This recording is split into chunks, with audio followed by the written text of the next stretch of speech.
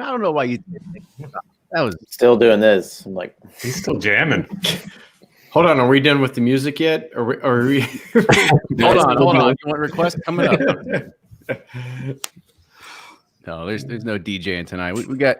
I think I saw in the chats. I guess everybody's kind of like upset I didn't throw some crazy beats down, but just figured this was It's laid back Monday, trying to get back in the groove of things here. Yeah. Everybody always likes crazy beats, though. I it's get all it. about the mood. all right, everybody wake back up. All right. Well, next time I will remember to do that. I'm just kidding. That was great, Kenny. Well, Bring the beats. I appreciate it. Ryan, does anybody, before we get started, can everybody hear Ryan correctly? I can't tell if it's going through the right microphone or not. Let me check. Yeah, I hear him. Well, does it sound like crystal clear? Does it sound like my microphone? Say something. It Ryan. sounds No, but he never sounds like your microphone. No, Just double check to make sure you're on Scarlet before we get going. These guys, I can't tell, but if my microphone sounds as clear as his, then we're okay. I just can't tell. Does that sound better? That sounds better. That's better. Okay. Yeah. All Sorry, I got a new computer. Got the hand me down from the Colemans. Mm-hmm. It's funny. It was we had some budget. We got a new machine for all the editing and what this is and stuff like that. So he got the old iMac, but it took a little bit to convince my wife to even get rid of it. She's got like a graveyard of Macs in the basement.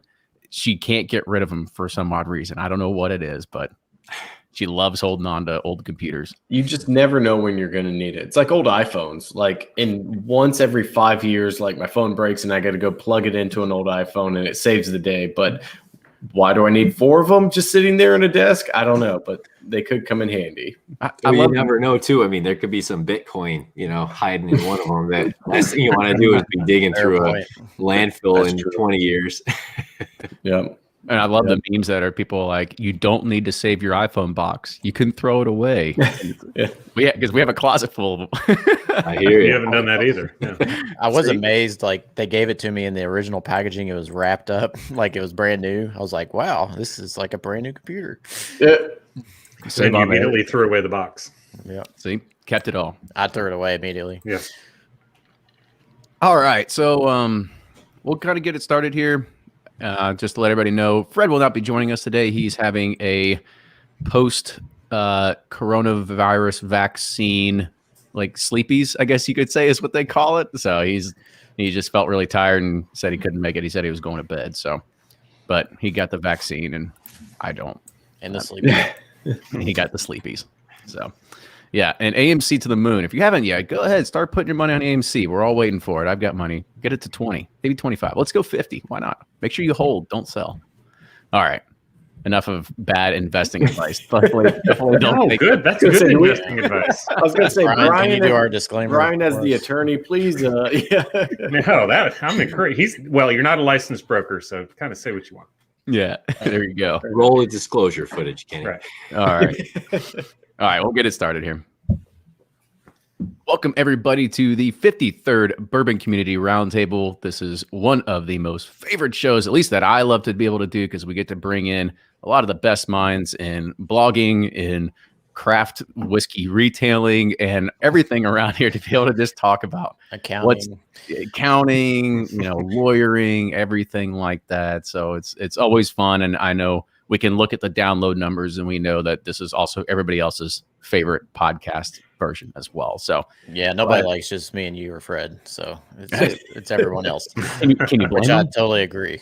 Yeah, I mean, can't really blame them. I mean, we're okay on our own, but when we get everybody together, it looks like we can make something kind of coherent and people actually listen and pay attention to it. Absolutely. Let's do it. Let's do it. So let's go ahead. We'll do quick around the table, and then I've got one kind of thing I want to talk about before we get into tonight's topic, because we only have one topic tonight, and I feel like it's substantial enough that we can continue to talk about it. But Nick, go ahead and introduce yourself. Hey, everybody. Nick from Breaking Bourbon, breakingbourbon.com, all the socials at Breaking Bourbon. Glad to be here, guys. Glad to see the audience. So kind of kick it off from here. Great. I like Blake. You started spelling your name a little bit differently on the screen here for us tonight too. Oh, that's yeah. Hold on. How do I? John. Wrong podcast. John Henderson loves to throw that. He spelled it but- Blake with an 8 instead of the A. Yeah, so he loves the Blake and take. But no, so I'm Blake from Bourboner and Sealbox.com. Bourboner, BOURBONR, and then Sealbox SEELBACHS. Yeah, always fun to be here. Give my opinions, and I don't know if they're wrong or right, but they are my opinions. So no, it's always fun to be on here, and I got to mention it. But the longest continual streak on the Bourbon Roundtable, it's the Cal Ripken of the Roundtable for a reason. So thanks again for having me.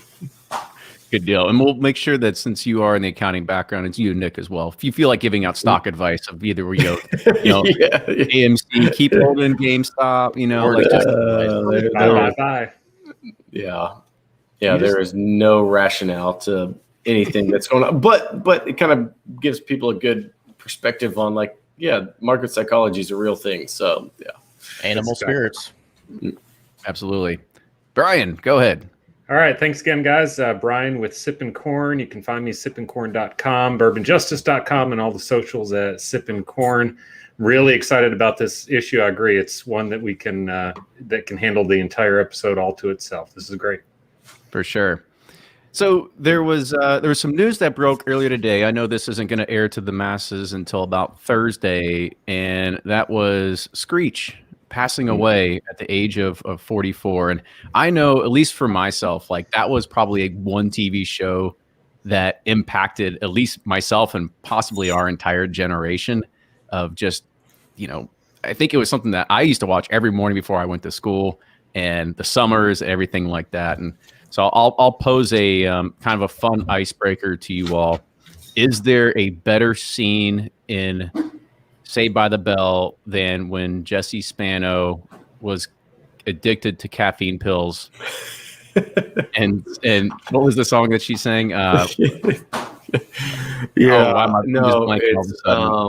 I'm so excited. I'm so excited. Yeah, I'm gonna have to let you all talk about this. I never watched Saved by the Bell. You never watched Saved by the Bell? I didn't have cable or TV in forever when growing up in the country. So, yep, never watched it, never got into it. So y'all have fun with this one. Yeah, I'm with you, Ryan. I'm gonna have to show my age. I'm just at the cusp where I missed it. I mean, it wasn't cool for me to watch. So I'm with you, Ryan. Yep. Well, you three talk about it. Yeah, I watched. I mean, I'll I get another don't remember drink. it. But I don't think I remember it as well as you, is. Kenny. To tell you the truth, I don't remember that particular scene, but I know we definitely watched it. I actually feel like in college we had a little stint where we were watching it for whatever reason before class. So kind of got a kick out of it at that point too. But yeah, definitely a great show.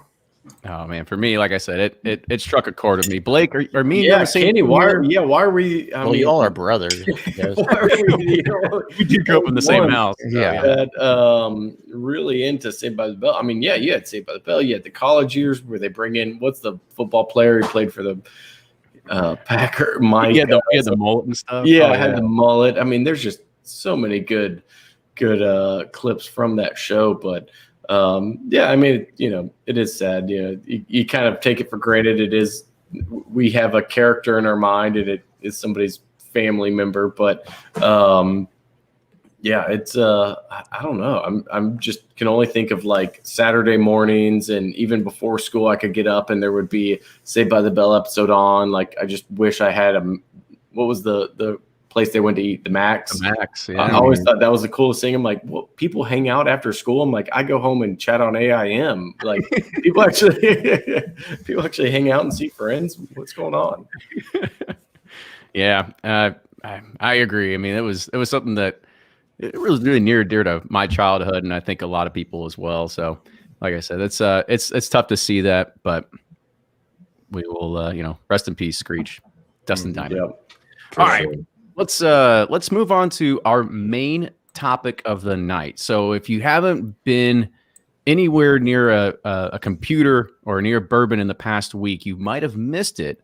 But MGP has announced the intent to acquire LuxCo.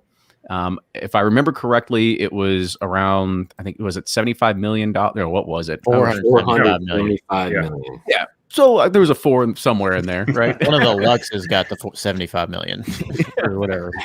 But it was it was They got the 475 million. cash. Exactly. So 475 million split between cash and stock. Now, there has been a lot of stuff that's come out of this in regards of, at least us personally, when it first started coming out, we were all kind of thinking to ourselves like, oh gosh, like what's going to happen?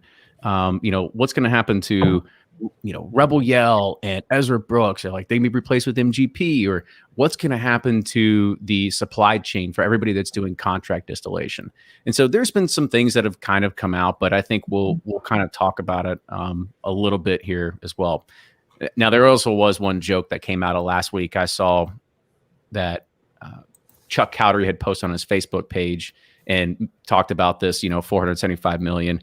And this was also at the time when all the big lotteries were happening. And with inside of Chuck's comments, somebody said, well, there's some asshole in Michigan that can do 2 of these. They won the $1 billion Mega Millions. Well, one after taxes. Let's get There you go. Yeah. Here comes the Come on, account. Blake, right? He's prepping for tax season. Yeah. Did he take the one-time payment? Did he take the lifetime payment? Yeah, there's Always take the one-time payment. Always. Hopefully, one of us is in that situation one time in our life. So I'll hand it over to one of you all first. Like, let's kind of just get thoughts and perspective. Like, is this a good buy? Is this like weird? Like, what were you all kind of thinking here? Yeah, I'm well, not to just jump straight in, but I'd say it's a great move for MGP. I think we talked about it on one of our last roundtables of, what acquisitions do we expect? And I think, I don't know if it was myself or somebody else, but said like MGP should go purchase like a smoke wagon or somebody, because MGP hasn't done a great job of developing their own labels. I mean, they're trying with Remus. That seems to be catching on a little bit, but not nearly as much as it should. But obviously they have plenty of other products on the market and other brands that are able to use their barrels and be very successful. So, I think just with Rebel Yell, with the Blood Oath, with LuxCo has Davies counties as well too, right?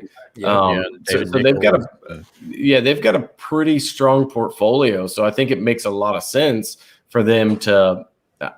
I don't know if they'll immediately start shifting stocks over, but I think just sales force, distribution, all that stuff, it makes a lot of sense. And from a consumer perspective, I'm not mad about it either. I'm not like, oh my word, they're gonna ruin my Rebel Yell. Like, I think it'll be fine. So to me, it was a win-win. Well, definitely a win for if you were an owner of LuxCo and even a consumer or in MGP. I think they needed to do it just because they were getting pressure on their, they're publicly traded. So they're getting pressure on a lot of different fronts. But yeah, I think it was a good move. I agree with that, and particularly on the point of the brands, because LuxCo has been so great with its brands. Mm-hmm. With let's face it, some limited stock. I mean, they still have a relationship with Heaven Hill, and I wonder what happens with that now. But they had limited stock, and they really pushed a lot of good brands. Got a lot of social media presence behind Rebel Yell and their whole social media campaign with that. They're bringing out all these new brands. And that's what MGP was horrible at, their own brands. And so I think it's a great fit. You've got someone with practically unlimited supply, and you've got another side that's fantastic with brands. So it makes perfect sense. Yeah, I feel like, I'm going to jump in too and kind of say I agree with all that. I mean, we may not have a whole hour to talk about this. I mean, we need a dissenting opinion. We'll start making stuff up. You're trying to make something up here. If I think about LuxCo, of any brand that recently has kind of like come into, light, but not, I guess so much so that they're unacquirable or you wouldn't think of them as someone to acquire. LuxCo is a really good example, I think, of a brand that really fits for that. They're getting stronger, in the eyes of, consumers. I know in my own perspective, I've seen their brands get stronger, whether that's how much that's translated to actual sales, I'm not sure, but then combine that with MGP, who really has had just such a hard time, getting any kind of brand and name recognition has been, behind all these brands. And, hey, MGP makes, all kinds of food products too, which a lot of people maybe don't necessarily know that, so here's this company that's very, I think, business focused and, is looking for long-term positioning. And it's a perfect fit for them to come in with somebody that's got momentum, the momentum that LuxCo has. They could feed into that. And frankly, I don't think MGP could start something themselves to give it that kind of momentum. I mean, would they be 20, 30 years out in the future? Maybe never. I just don't think they could have done it without acquiring. And LuxCo seems like maybe the best bet that could have happened. I mean, I think Ryan, go ahead. You had something you want to say. Oh no, I mean, I'll basically regard. Are you just gonna agree with everybody else? Like, come on. What everyone else has to say. Disagree. I will disagree with Brian that I thought Lux Row was limited too until I saw that they did 4.8 million 9-liter case volume last year, and you're like, holy cow! I didn't realize they were that much. Yeah, according to this press release. And but then you dig in, dig into it, and they have their bourbons, but they have also an El Mayor tequila. They have an Everclear, a vodka brand. And two people, we relate MGP with bourbon, but like Nick said that, they do food, but they do a ton of vodkas and gins and tequilas Heaven Hill, I know, buys a ton of gin from them. And who knows else? Who else knows who buys, those types of products? And so it makes sense because, like you all, said, they've kind of had a hard time getting their own brands and getting traction with them. It's a little confusing, and I would be concerned as someone if I'm buying, barrels or having inventory made by MGP, because it does seem like, they kind of cannibalize themselves with the business model of, we're going to be contract distillers, and they kind of, had these crazy prices, and then they got a new CEO or whatever, and then they were starting to sell them for cheap, and then so now this is a higher margin, to have their own brands. But then it's like, okay, Lux Row's got a lot of 4.8 million cases. That's a lot of distillate you got to do to support those brands plus everyone else on top of that. So maybe they're big enough to handle it, but I don't know. That seems like someone's going to have to give at some point. And I know they've sent out letters to people, that they're doing business with, saying, hey, we're still going to focus on you and we're still going to be there. But it'd just be interested to see how much, if they gain traction with Lux Row or whatever, all those brands, if they start to phase out the contract distillation side. Yeah, we'll take that here in a second. I think that's a good point to do. We also came to this as a very bourbon centric mind point coming through here, right? Thinking like, oh God, what's going to happen to Rebel Yell? What's going to happen to contract distillation? But as you all pointed out, yeah, there's gin, there's vodka, there's a lot of other stuff that they do that can help fill that portfolio. So we have a very skewed way of looking at this, of just being like, oh, this is a huge bourbon play. Like, it's a huge bourbon play. Why would you do that? And honestly, Blake, you made a great point. Like, I'm still unclear why they didn't just buy Smoke Wagon and start pumping all. I mean, they're buying their stuff already. It's just more MGP. Like, all you're doing is just buying the label at this point. So that would have been, in my opinion, a really good buy if they would have gone that route. But it's so tiny, it's like, yeah, but that's the point, is they could just, why not do that with multiple brands? Like, go on 4 or 5 brands that do Smoke Wagon, but not the common public. And so I feel like you're having you're once again trying to convince the public, okay, here's one of our brands again that nobody's heard of except Bourbon Geeks. And then whereas Lux Row kind of has this mainstream, more popular brands that have been around forever. And so I think it makes more sense to invest in that. And then something that, here we are again, trying to convince somebody to jump on, with no pun intended, the wagon to jump on the smoke wagon. Yeah, jump on the smoke wagon. So I see both sides of it, but I mean, I think what we're kind of undervaluing is like just the random. I'd love to see a breakdown of the cases that they sold. How many did you say it was? Almost 5 million, essentially. Yeah, it's 4.8 million of 9-liter case volume. But it doesn't say what's bourbon, what's tequila, exactly. And I think we put a lot of emphasis on the bourbon, when really what's actually making them the money is probably the 3.9 million cases of Everclear and some random gin we've never seen and some vodka we've never heard of. But all that to say, I still think like if they picked up a few MGP sourced brands, that would take them a long way as well, because it's the same thing that why is Wheatley vodka so prominent and popular now? It's good vodka, there's no doubt about that, but every bar, restaurant, retailer knows they need to buy a ton of Wheatley vodka to get the limited stuff. So I think somebody else needs to come in and perfect that model, but nobody has. At least it seems like it so far. Well, but I think the biggest thing is, with Smoke Wag and all these, I mean, yeah, they're popular, but they don't have distribution set up. Whereas Lux Row is literally, they were distributors, and they have wide distribution. They have all the channels to make it happen. And so they're already primed for a big brand to come and just move it across the nation. Yeah, I think that was a necessity, with the deal. I think that's what MGP would have been after, was that distribution and the momentum that they had. And, you think about like Smoke Wagon and some of these smaller, cult brands like that, or MGP sourced. I mean, I don't think that MGP owning those brands could ever do what, that independent brand owner can do from a just marketing standpoint and the uniqueness standpoint. And it's good for MGP to have these these independent brands out there, because you got people putting everything they have into their brand, all their personality, all their character. They don't have the corporate bullshit that they have to deal with, which is going to water everything down. It's going to slow everything down. Stuff's going to go through a review process before it hits market and that kind of stuff.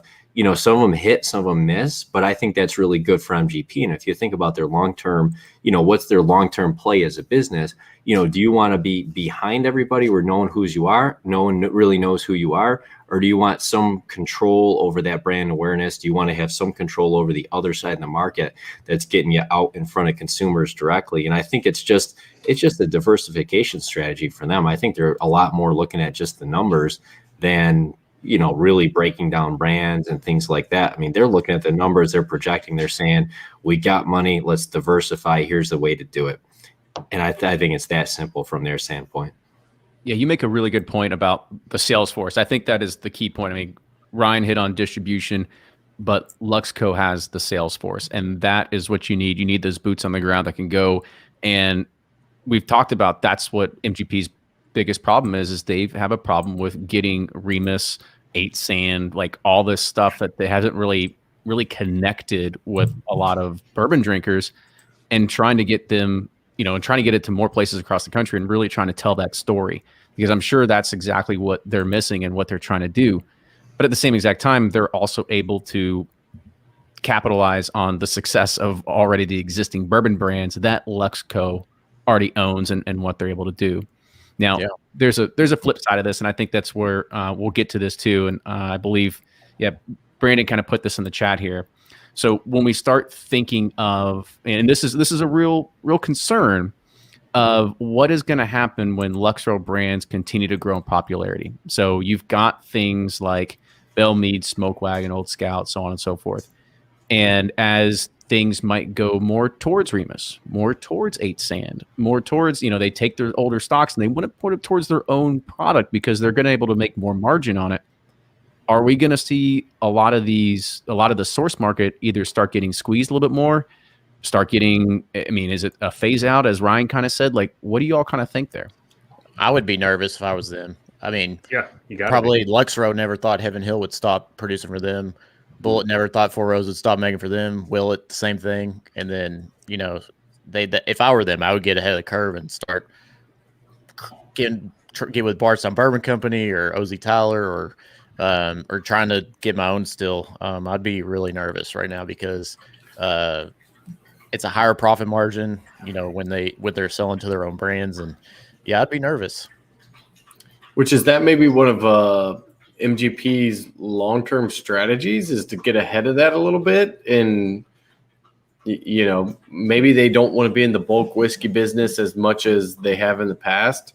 I don't know. It'll be interesting to see. I still think there's plenty of bourbon to go around, and with newer kind of major contract distillers coming on, I think those brands that we mentioned will find a place for really good bourbon. But it is interesting. I think one of the other points that I should have brought up earlier is I think MGP probably likes that there's like a tourist aspect of the LuxCo acquisition. You know, they like having that place in Bardstown where people can visit and all of that as well. But, you know, as far as brands getting squeezed, I think that's going to continue to happen. You know, everybody's going to get pushed out eventually unless you kind of hold your own destiny, so to say.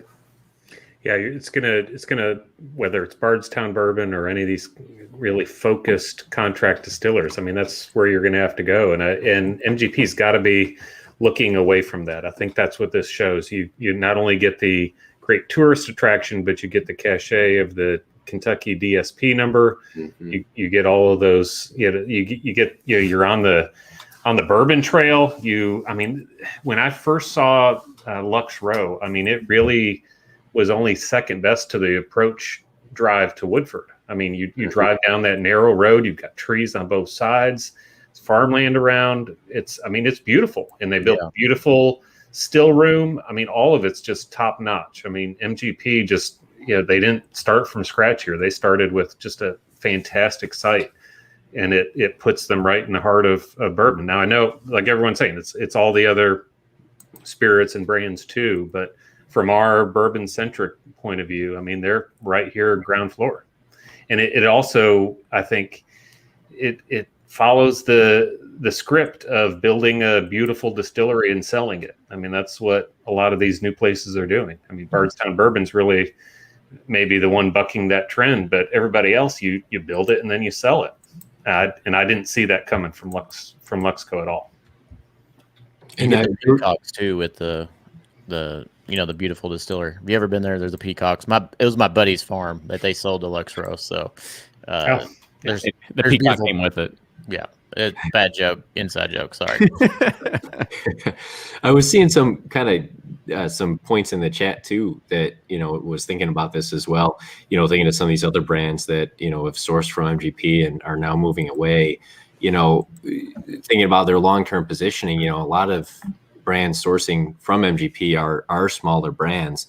If you think of the industry tightening, certainly smaller brands could be some of the first to go.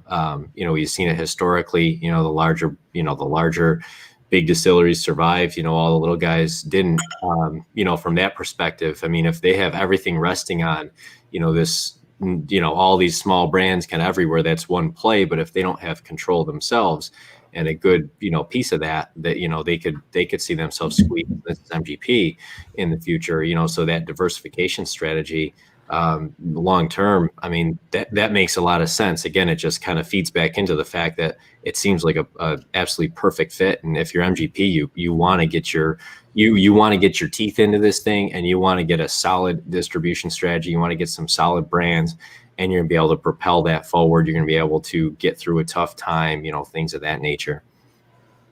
So there is one thing that actually came, as Ryan had mentioned at the top of the show here, that MGP actually sent out an email to customers, which, of course, being in sort of the source side of ourselves, we actually got that email. And so it says in there, the LuxCo partnership will expand our capabilities to include bottling and distribution services, which will help round out the best-in-class distillation and blending MGP has offered for decades. So I don't know if that's like hey, we're just going to put the warm fuzzies on you real quick to make sure you don't freak out. But Ryan's right. I think there is something to potentially be future worried about. In the short term, I think it's okay. Like, you have nothing to worry about. You've got at least a good year to figure out what it's going to be. But we've all seen on the source side, those barrels crept up in price, went a little bit back down, and we'll kind of see where it's going to be now that they're going to have a larger distribution channel to be able to get that out there. So it'll be interesting to see that. There was something in the chat. Robert Warren and a few other people said, what happens to Yellowstone and Stephen Beam, Matt F. about Limestone Branch? How does this factor into it? So if you go and listen to the podcast that we recorded with Stephen Beam, LuxCo is like just a partial ownership in it. It's not like an all-out stakes ownership. So I don't think we're going to see too much change there. And if I'm not mistaken, the way that the Yellowstone brand actually works is they actually blend their distillate with their LuxCo Ezra Brooks / Heaven Hill distillate to kind of form that particular brand. And knowing that that is not something that's moving 5 million cases, probably you're probably going to not, I don't think you're going to see that change in the short term, but I would also guess that as a long-term strategy, Yellowstone is going to try and it also kind of goes to what other people here on the chat have said. MGP might have been seeing the writing on the walls. Shout out to Jay here actually saying that, and that they don't need MGP anymore because they have to, they're distilling on their own. And that might be what Yellowstone's going to do. They're starting to distill on their own now. They don't need as much stock that's going to be coming directly from LuxCo but they needed it to kind of get off the ground. But, future forward looking kind of thing, sort of thing there. Yeah, they really took limestone away from that, that really sweet moonshine with the little, circle handle on those bottles. I mean, to actual bourbon production. So that was nice for them. But I don't really see a place for limestone branch anymore. I mean, I suspect they're going to get cut loose. Steve and his brother will be able to buy it back or something else. There's really no need to have limestone branch in that family anymore. I don't know. I mean, I feel like Yellowstone especially has a good place, but regular limestone branch, and I don't know the details of what they're doing, but I'd see them really liking the Yellowstone label. You don't think so? Yeah. I think it looks good. I mean, it's a legacy. It's a heritage brand. Mm-hmm. Yeah. Anything, put gasoline on it and maybe jumpstart it, I thought you meant like literally put gasoline like you didn't like it. Yeah. I'm just curious. When I thought this, I don't know when it happened. I don't know why I thought this. I was like, well, maybe Lux Row just didn't like their new distillate. And they're like, we got to get somewhere. We had Heaven Hill. We tried our own. We got to go somewhere else. But, has anybody had? I haven't. No, I mean, it's only like distillate? 2 or 3 years old, I think. Yeah, it's 3, I think, maybe now. You would think something would have. I'm sure it's good. They got a ton of good people that have come from, some of the best in the area, and I'm sure it's fine. But yeah, I don't know why I thought that. You got to say something like that. Yeah. We've been far too positive this entire. Yeah, I know. I feel like somebody needs to say like, well, yeah, FEMA was over at LuxCo a few weeks ago, and there's some kind of regulatory issues. I'll put this in another direction here. I actually had this kind of question queued up, but Greg from Bourbon Finds kind of put it here so we can put on the screen here for us. We know that a lot of the LuxCo brands and the bourbon side particular all say Kentucky straight bourbon whiskey. Now, as you want to start scaling these up and you're thinking of Rebel Yell, you're thinking of Ezra Brooks, these heritage brands that have been around forever, could we see the word Kentucky fall off? Absolutely. Oh, definitely. Yeah. I don't think people notice, though. I mean, I'm looking, especially if you're familiar with the label, it's such a small component typically. I think people assume bourbon is from Kentucky if they're not looking. Whether it is or not is irrelevant. I think a lot of brands, if you were to ask somebody who's unfamiliar and it is from Indiana or somewhere else, they're going to say Kentucky just because they think that's where it's from. I don't know that's a deal breaker, especially with an established brand. And I think you'll probably see some of the brand versions be Indiana and some still say Kentucky. And that'll only contribute to that. You're not paying attention to where it's from because it's Rebel Yell, it's Ezra Brooks, whatever it is. But I think you'll particularly see it on the rye, maybe a little bit less on the bourbon, but you're going to see all of these brand extensions on rye whiskey, and it's all going to be Indiana rye. That's probably very, very true. That's a great question. That makes it so confusing because you do have these great Kentucky. You're in Kentucky, have the beautiful property, you got these Kentucky brands, and then there's gonna be an IN on the back. But that's like right. you said, most people don't care. But for me, I'd be like, this is confusing. I don't know what to do with it. Make with this, but I think that goes back to just being into bourbon. Like, don't get me wrong. If you're listening to this podcast, you're here live on the chat. We are savvy enough to know that we can look at a back of the bottle and see where it's distilled at and know what a DSP is. If it's missing something, we know how to examine that. But the general public doesn't. They have no idea. And heritage brands like Ezra Brooks and Rebel Yell are just, they've always been there, and they've always been, somewhere in the mid to lower shelves, somewhere in like the $20-$25 range, like good value brands and stuff like that. It'll be interesting to kind of see if this would happen. I hope I don't see that happen. I hope I don't see Kentucky fall off, only because they have a legacy. It's been around. I mean, it's old Stitzel-Weller stuff from Rebel Yell. I mean, Ezra Brooks. I mean, we've talked about it in the podcast for it. It's literally nobody. That name came out of nowhere. It's made out of thin air. I mean, there's not a real good story there, but it is a heritage brand. There's a great story there. Someone just read there's some book, I forget what it is, but that whole story. If only we knew what book we could read. If only there was a large poster or somewhere behind somebody. And who's to say MGP doesn't plan to maybe distill in Kentucky too? I mean, do we believe they plan to do all distillation operations where they are now, or that they would consider, opening up a smaller distillery, And I got to ask the question too. I mean, what about the long-term play? If you're, we talked about Smoke Wagon, we talked about how that wouldn't necessarily be a play right now, but if they've got the distribution and the feet on the ground, who's to say that now MGP has that? They have strong brands that are sourcing from them. They identify, those strong brands. And now look, you insert a strong brand, you immediately add a tremendous amount of value.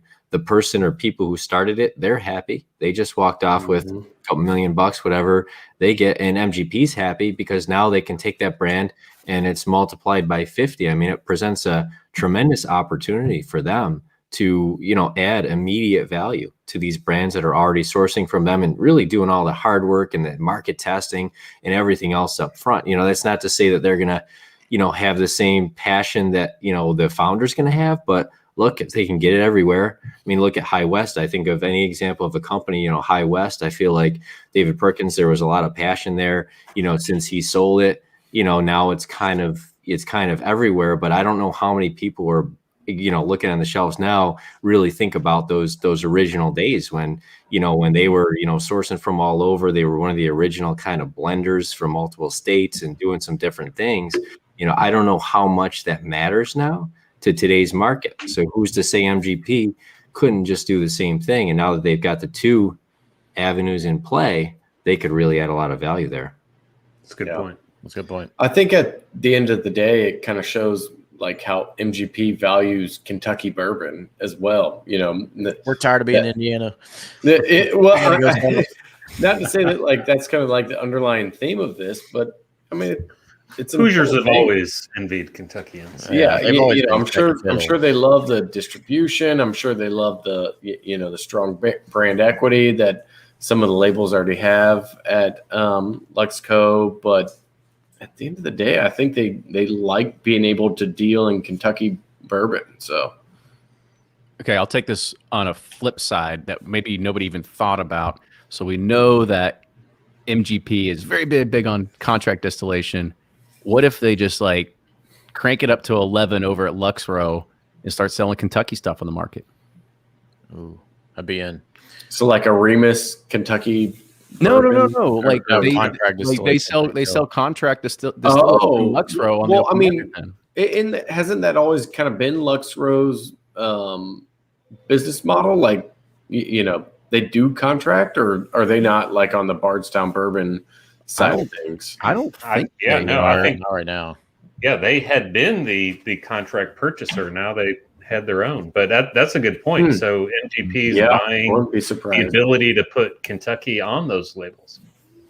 Yeah, and they got plenty of then property over there to put another still up. I mean that's a good point. We're talking about like all these brands getting squeezed. Maybe it's the other way around, and they're saying like, hey, not only can we offer you, Indiana bourbon at 5, 6, 7 years old, whatever it is, we can offer you Kentucky straight bourbon at 4 years old. I think that would be probably the even better play. I think you figured it out, Kenny. It all makes sense now. I totally understand it all.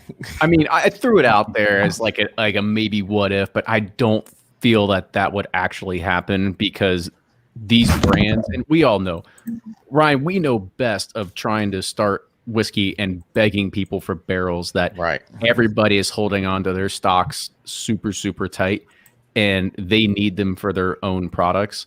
So I really wouldn't think that happen. I think that Lux Row will continue to hold on their barrels and start putting it towards their own product. But never say never. Well, but I like this idea. They at least bring the cash in to be able to increase production. I mean, I don't know what kind of production schedule Lux Row's been on, but they can run the still 24/7 now. I mean, absolutely.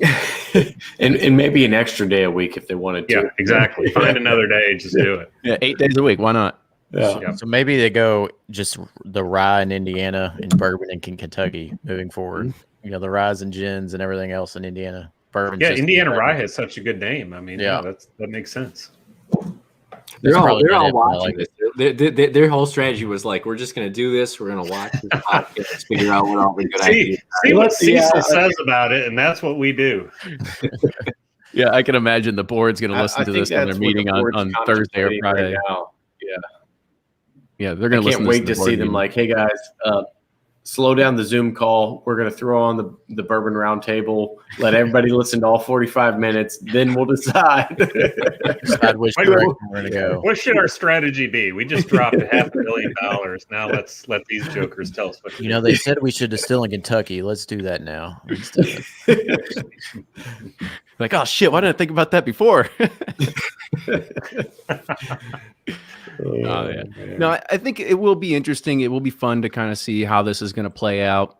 And just to kind of circle back to the very beginning, I do believe that Ryan is right that some of these brands should be a little bit worried about what's going to happen to their future stocks. Maybe not in the first year, maybe not in the second year, but definitely as it keeps going, as we've seen the bourbon boom go. I know Ryan and Blake and we had a lot of these good discussions a few weeks ago, and we're all together and thinking that, gosh, guys, we've been doing this now for 6 years, and we keep saying like, oh God, we've got to be we're at the peak, right? We're at the peak.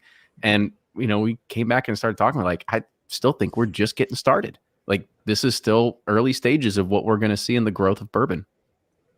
Yeah, totally. I mean, I think I told you the other day, Kenny, I got word that Heaven Hill's building 10 more 50,000 barrel warehouses. They bought land across the ones from on Barstone Road. And, MGP investing like this, I mean, it's got to be the infant stages or, I just don't think they would do it at, this late in the game. But it blows my mind away every year. I'm like, this has got to be it. But just keeps on going. Let's keep going. I love it. Pappy prices can't get higher, can they? Like, no.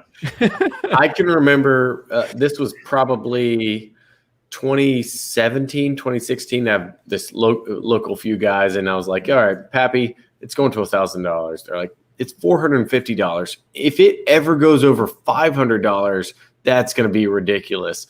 And now I'm like, shoot, I should have shorted Pap or whatever the AMC of the world put on Pappy for those prices back in the day. But yeah, I think we'll continue to see at least another decade of strong growth. And that's, some of that's anecdotal, but also just looking at, who's buying on Seal Box, who's visiting Bourboner. It's a younger crowd. And I really don't think like tomorrow they're going to wake up and be like, oh, you know what I love? Vodka. Like, I think that kind of took its, short dip, and we'll continue to see growth, but who knows? Everybody's been watching the stock market this week. We're all like, yeah, some dips, some calls. We'll put some options on it. Just throw a bunch of lingo out there. And we all got the words now. See what works. Yeah. Oh man, but guys, this has been a fun roundtable. That 45 minutes went pretty quick of this one topic, but I thought this was a pretty substantial topic that we didn't really need to talk about much else, because this has a significant impact on, of course, for Lux Row and MGP, but also the overall bourbon market of what we are going to see for a lot of the contract and source brands that are out there that heavily rely on MGP. So it'll be good to kind of see exactly what this is going to entail for the next, 6 months to 6 years. And we'll still be here. We'll still talk about it time to time. So Heck yeah. When that Rebel 95 rye comes out, we're all going to go get it. Oh yeah, totally. I'm in. They'll call it Rebel 95. yeah, so like, should we put some more 2024 Ideas? predictions out there? Yeah. We all go invest in Wheatley vodka. Is that the idea? It's going to be going for $500 a bottle. No, don't do that. You never know. Everything turns full circle back to the 80s era, right? Yep. And I also want to say, since Fred wasn't here tonight, he did make the early prediction that he thought it was going to be Four Roses selling the Kieran, Four Roses of Kieran actually selling it, but it ended up being a different distillery. So he was right about some sort of major buyout, and that happened in month 1. So we've got a long year ahead of us, fellas. Was that your way of saying, hey, Fred couldn't make it, but just want to point out that he was wrong. So yeah. He's not here to defend himself, but he was thanks for not being here, Fred. Hope you feel better. Good. We can That's get away why with he didn't show up. He didn't have the sleepies. He just didn't want to be proven wrong. Yeah. Perfect. All right, guys, let's go ahead and kind of close it out. So Nick, I'll let you go first. Sure. Always a fun time, guys. Nick from Breaking Bourbon, breakingbourbon.com, all the socials at Breaking Bourbon. This was a fun topic. I got to admit, I wasn't sure we'd have a full 45 minutes to talk about, but I think it's interesting now to kind of watch what's going to happen with this. And I don't think we've really seen something like this happen before, and so it's going to be very interesting to see what MGP does with it. And I think everybody's kind of, I don't know, a little bit excited about this acquisition, tell you the truth. I think everyone's kind of curious what's going to happen going forward. And frankly, that's what makes this a lot of fun. And I think why we're still seeing bourbon kind of on the up is we've got just a lot of interest in it. And people actually want to come on and chat and talk about this. We want to talk about this. I'm excited to talk about this. So, great to be here. Great to have everybody on. And again, great chat with you guys. As always, Blake. Yeah, thanks again. I'll keep it short. Blake from Bourboner and Sealbox, always fun to come on and speculate. Sometimes we're wrong, sometimes we're right, but hopefully you kind of pick up some good stuff along the way. So thank you all for watching and listening. And Kenny and Ryan, thanks for having me. For sure. And then Brian Hara, Esquire. There you go. I never saw this coming. I mean, and that's kind of what's fun about it is, some brands, they're going to sell, they're set themselves up to sell. That's the whole business model. I never saw it coming here. I went to the groundbreaking, some of the, grand opening events at Lux Row. Never, ever saw this coming. And that's what's kind of exciting about it. So thanks for having me on this one. It's a great topic. Enjoyed talking about it. Find me at Sippin' Corn in bourbonjustice.com and all the socials at Sippin' Corn. Cheers, guys. Absolutely. Cheers. Brian, I always close it out. You want to do a good closeout for us? Sure. Yeah. I mean, yeah. No, this was exciting. This is the fun stuff. I feel like it was bigger than, Matthew Stafford getting traded for Jared Goff. It's like, never saw this coming. It's super exciting for Bardstown, I think. Lux Row was been a great addition to the Bourbon Trail, and MGP moving in, and helping that take off is even better. So I think it's just great for everyone involved. It's super exciting to watch.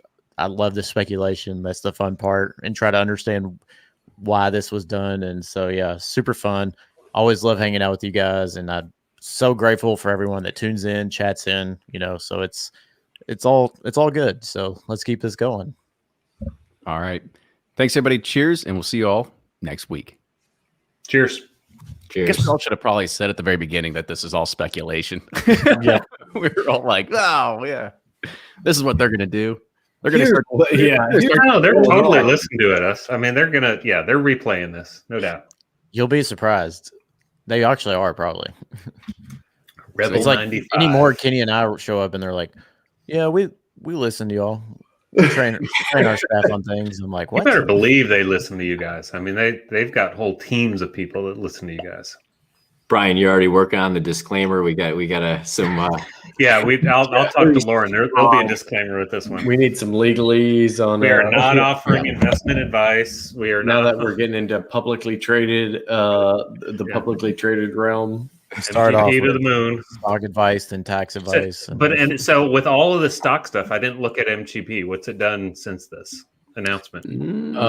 Well, I tell you what. There's a guy named Pete that's in our Discord, and he's been an MGP Sabo? stockholder for a while. Yeah, Pete Sabo. He's been an MGP stockholder for a while, so he's in there always going MGP to the moon. Come on, guys, get on there now. But I have no idea what the stock price is. It's up. Let's see. Last month, man, it's all over the place. Well, not MGP stock. Let's see. Yeah, that $30 on January 4th went down to. Yeah, it's just kind of. I never really saw it. $32 went down to 31, back up to 31.62. Flat on the news. Not a. I think it's great. I mean, it's a buy. Yeah. Wait, let me buy it before this airs. Well, I'll tell you what, it's not too bad if you scroll it out and you look at the max when in 2008 it was trading for almost $92 a share. Oh wow. But then again, really, whenever 2008. it was in 2020, March 2020, it February dropped to 13.28 a share. And wow. That's a pretty big. I mean, they had a bunch of stuff where the investors were mad at them. They were suing. They were, claiming that they were being defrauded. There was all kinds of craziness. But at the end of the day, they hold a lot of bourbon that a lot of people want. So, Yep. Who does MGP? Glad we got those barrels, Blake. Yeah, exactly. Glad I talked y'all into them. Talked off the ledge. That's it. And I've liked it that, for a while, no one wanted it. Then everyone wanted it. Then it dipped again and everybody wanted it. Yeah. I can't how many years they were like, just another MGP. And then exactly. All the 12-year went away and they're like, wait a minute. Hold on. We love this stuff. That's an aged MGP. I want an 8-year MGP. I think the secret is just give people something, then take it away, and then boom. I do the same things with my kids. I'm like, you know what? If I'm going to take it away, you're going to see how much you like eating dinner. But right. What would you like? I want what he had. Yeah. But all this. No, it is true. I mean, that scarcity and, the fact that people went to buy and it wasn't there anymore, like, that goes. It makes it taste better. It does. Bourbon's the perfect product. You're like, it's the only barrel, or it's the only batch. It's the only this or that. It's like psychologically special, right? Mm-hmm. Yep. Well, that's why I would think Smoke Wagon, even if MGB bought that brand, they'd keep it small, right? I mean, they're not going to. Not necessarily. I mean, if they have the opportunity to scale it up. Well, if they have the opportunity to scale it up, I don't understand why they wouldn't. If they're already selling them the socks. I mean, is Smoke Wagon actually distilling anything of their own, or is it? It's all just sourced MGP, right? I mean, that's all it is. I'm still waiting, by the way, I know, Blake, you sell a ton of Smoke Wagon on Seal Box, but I am still waiting for somebody to tell me the reason why everybody goes crazy for Smoke Wagon. Don't get me wrong, 7 MGP is not bad, but I just know that. I don't understand why people are like 500 deep waiting to try to find a bottle of this stuff. He does an incredible job on social media. He's really good about just explaining it and talking about it. And there's, I mean, I'm sure Aaron would be the first one to tell you there's a little bit of luck involved too. Of something catches fire. Like, explain to me why a Willet 12-year-old pick sells for $1,200 and Elijah Craig barrel proof, which is 12 years, sells for $75. Doesn't make sense. It doesn't make sense. But I think there's a lot of people who miss the Willet train a little bit, who are always looking for that next thing. And I think Smoke Wagon fits in really well. And I mean, Willet didn't even have like a charismatic guy on Instagram, or a special bottle. Yeah, the bottle looks great. The marketing's great. There's a lot of factors. I mean, I'm still trying to grow a beard and wear a cowboy hat so I can do. You don't need, just put a bolo tie on and see if that works for you. Let's see if that'll be the kicker. Yeah. I don't really know, but you just try something until it works. Just keep rebranding yourself, kind of like Larry the Cable Guy did until something sticks. Yeah, that's the way it is. Oh man, well guys, I got a jet. This was a lot of fun as always. Was this a good one? I think we were talking about Smoke Wagon next time. I think. Nah, Please no. He's I mean, he's got enough attention already, I guess. He- Good night, guys. See you All next. right. See you, See Nick. you, Nick. Good to see you. Yeah, I mean, I think it's hard to say because, like, at the end of the day, he's done a good job and it's worked out well. And that's not to say that other people aren't doing just as good of a job, but I don't know. I didn't see this. Did you all see this? No, I didn't see that either. He's going to do everything he can. Shut that down. Secondary page. Never heard of that. They don't. I mean that he. I do know that like he does not like his products being sold for a lot More than he's selling it for. And Yeah. Nobody Andy does. Yeah, yeah, Neither did But- Willett, so that's why they. yeah, that's circled what their Drew price. said. What? You're selling my yeah, 175 for how much? Okay, I'll charge 500. Mm-hmm. yeah. Somebody's got to But, ruin it. yeah, for I you. think that's why they like seal boxes because we just do the retail markup. That's it. And keep moving. But When do you drop the bourbon, or is it gonna go all seal box, or is it still gonna be bourbon or / seal box? it's bourbon or / seal box. We need both branding. Yeah, you didn't, Ryan. You weren't on the Twitter DM where we talked about the rankings of top whiskey blogs that are out there, that, like by Alexa ranking, and somehow Blake's still number 20, and he hasn't put out a new post in over a year. Yeah, Wow. can you believe that? Thank you, Grant. No, Wright Thompson for dropping the Pappy Land. I got a huge push from that because like apparently bourbon are still ranked really high for Pappy Van Winkle. So yeah. You know, just happy live- release that maps. So I living should off have of the written more about heritage. Pappy. Yeah, we're living off of the heritage articles right now. Hey man, a lot of people use those. I'll be the first to admit, like I used it too. Like when Oh, I yeah. first got into it, like that was we Dude. think it was Intel, but after all, it was just like Blake's like, oh, somebody commented. I guess I'll go and use Microsoft Paint and fill in a state. but that was the idea the entire time was like, all right, if I'm asking myself the same thing, and I think I've told this story here before, but like I was at a Four Roses tasting and somebody was like, oh, what's the difference between the O and the B mash bill? And I'm like, I don't know, hold on. They're like, are you looking at your own site to tell me what the difference is? I'm like, yeah, I don't memorize this stuff. Why I write read the it post? down. Yeah. Yeah, Exactly. I remember reading the the poor man's Pappy. I was like, this bourboner guy knows everything. It turns out. And then we have him on the podcast, and then I meet him. Like, God, he's just dumb as I am. No, I'm Yeah. kidding. Well, if he can do it, I He's there's talking definitely about putting bourbon in a blender. Is that what he Yeah, said? ninja Did he blender. really say that? Oh, It man. worked, though, didn't it?